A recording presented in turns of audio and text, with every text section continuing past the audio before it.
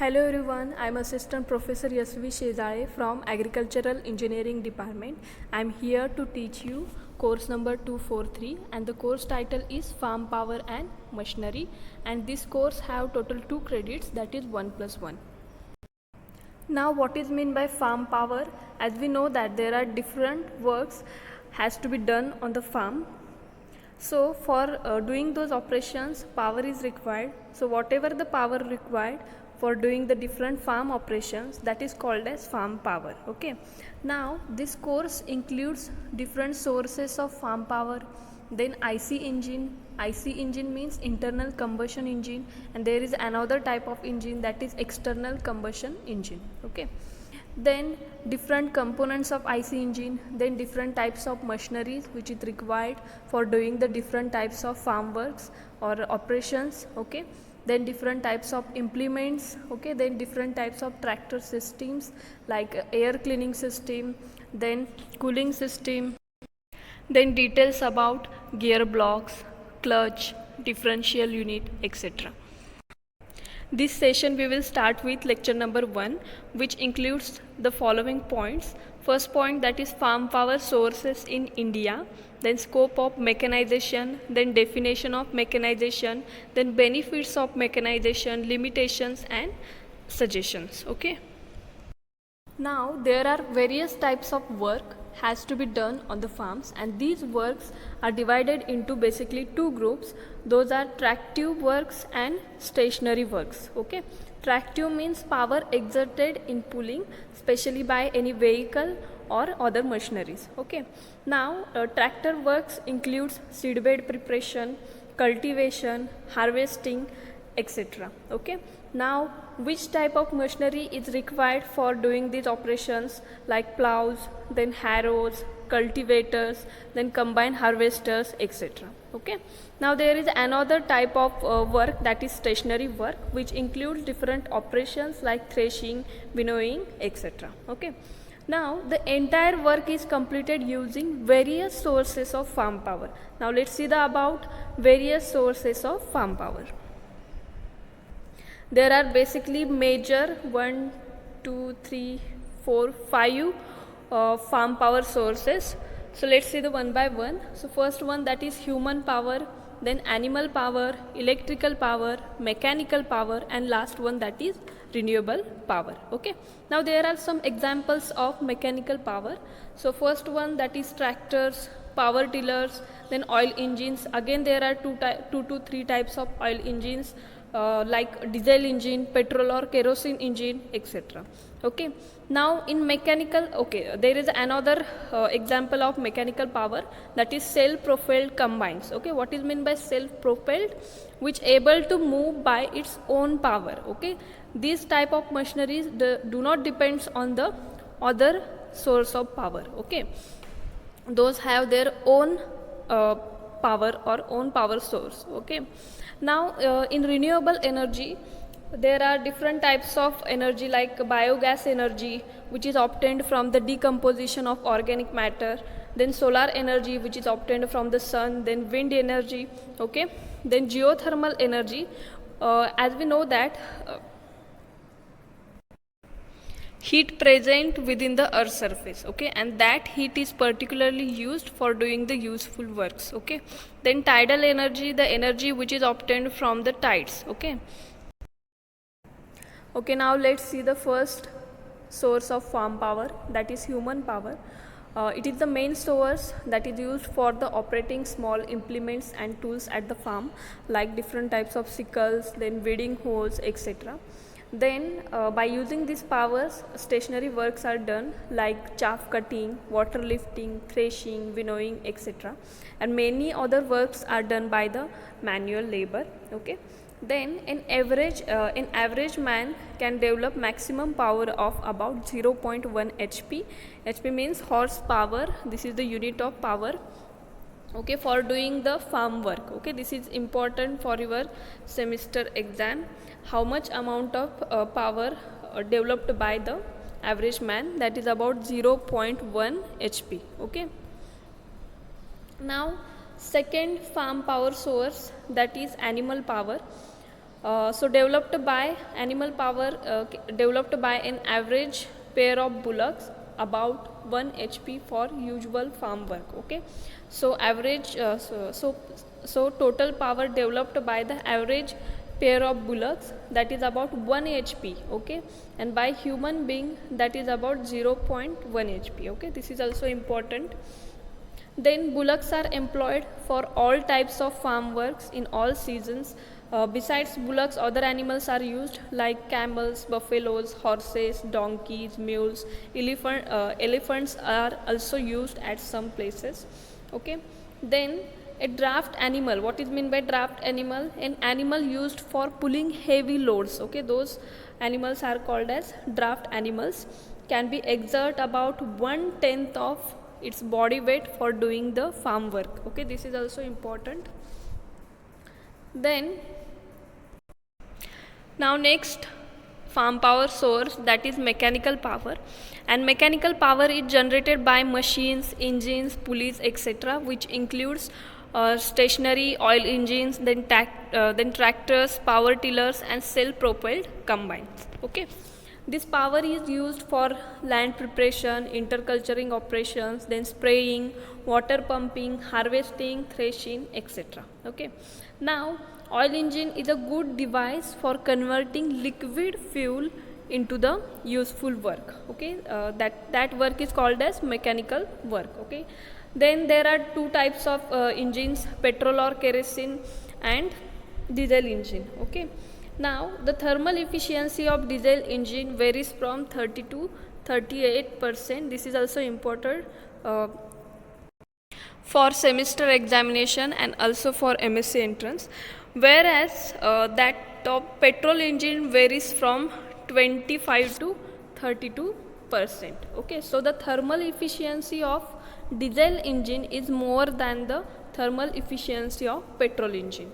Why? Because the expansion ratio of diesel engine is higher than the petrol engine. Okay, in modern days almost all the tractors and power tillers are operated by diesel engines. Okay, diesel engines are used for operating irrigation pumps, then flour mills, oil ghanies, cotton gins, chaff cutter, sugarcane crusher, then threshers, winnowers, etc.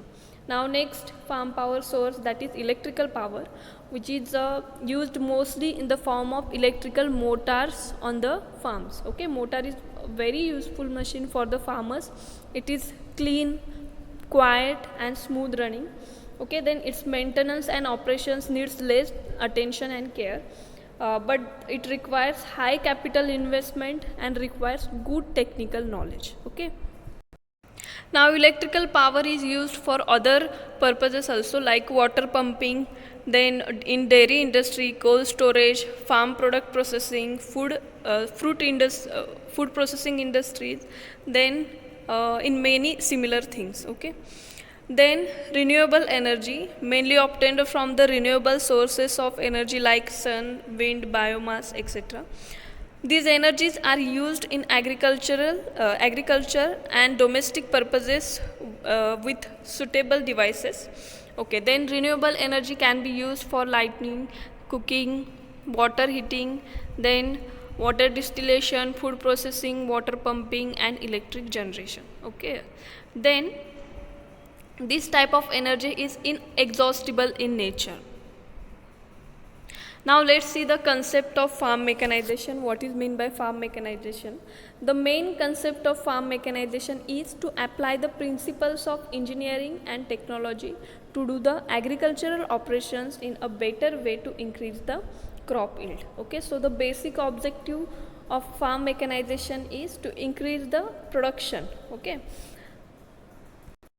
by using different engineering principles and advanced technologies. Okay, then is there scope for farm mechanization? Then yes, there is a huge scope in farm mechanization because of improved irrigation facilities. Then there is introduction of high yielding varieties in nowadays. Okay, so there is huge scope for to develop more high yielding varieties. Then in the designing or development of the different irrigation facilities or the systems. Okay, then there is increased use of higher doses of fertilizers and pesticides in nowadays.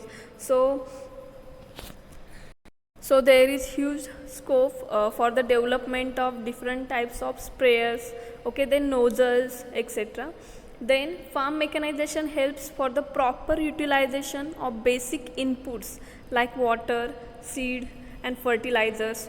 Then optimum placement of the seed and fertilizer, then plowing, then removal of weeds, leveling of uneven land and land reclamation. So there are too many benefits of farm mechanization. So there is huge scope to develop the different types of machineries, small implements. Okay, now if machines are used by the farmers, then his animals are relieved of the hard work, right? Then with the support of machines, farmer can do his job better and quicker, so he will get the extra time for doing the extra works. Okay, then he can earn better living also. Now what are the benefits of farm mechanization? First one, that is timeliness of operation. Okay, there is a less wastage of time. Okay, then precision of operations, because it is possible to obtain accurate feeding rate by using the machineries. We can adjust the feeding rate of seeds, fertilizers, etc., and that quite be impossible in case of, or little bit impossible in case of human beings, right? Then improvement of work environment. Okay, then enhancement of safety is more when we use different types of machineries. Then reduction in hard boring work of labor, because when we use the human power, that is very time consuming process. Okay, then reduction of loss of crops and food products, because when we use the machinery there is less loss of seeds. Okay, then different types of fertilizers, etc. Okay, now it increase the productivity of land, then increase the economic returns to the farmers. Okay, then improves the dignity of farmers. Then it's obvious there is improvement in progress and prosperities in rural areas. Okay, now what are the limitations of farm mechanization? First and major limitation of farm mechanization in India, that is small land holdings. Okay, then next, less investing capacity of farmers, because poor farmers cannot invest highly on machineries and implements. Okay, then agricultural labor is easily available because the population of India is very high. Then adequate availability of draft animals, then lack of suitable farm machine for different operations, because there are different types of soils available in India. Some regions have heavy textured soils, some regions have light textured soils. So according to soil conditions and environmental conditions, there are different types of machineries are required. So there is lack of suitable of farm machineries. Okay, then lack of repair and servicing facilities for machines. This is also important limitation of farm mechanization. Then lack of trained manpower, then lack of coordination between research organization and manufacturer, then high cost of machines, then inadequate quality control of machines, etc. Now what are the suggestions for farm mechanization? First, that is to develop a national policy on farm mechanization, then to establish an apex body to implement the national policy on the farm mechanization. Okay, then third suggestion that is given to start testing and evaluating centers for farm power and machineries on regional basis. Okay, then to open the adequate training centers for imparting training to engineers, mechanics, technicians, operators and users on the farm power and machinery regarding proper selection, then operation, maintenance and repair of machines, etc. Okay, so regarding all these points, there should be adequate training centers. Next suggestion is to establish adequate centers for repairs and spare parts of machines. Then to reinforce tractor testing stations on the line of international testing stations. Okay. Then to improve the industrial policy for maintaining better quality of implement and machines. The next, that is agricultural engineering extension education. What is meant by agricultural engineering extension education? The application of scientific research and new knowledge to the agricultural practices through the farmer education. Okay, it's required to keep the farmers up to date on the various aspects of application of engineering to agriculture. Okay, then the landless workers need financial assistance to own hand tools to improve their earning.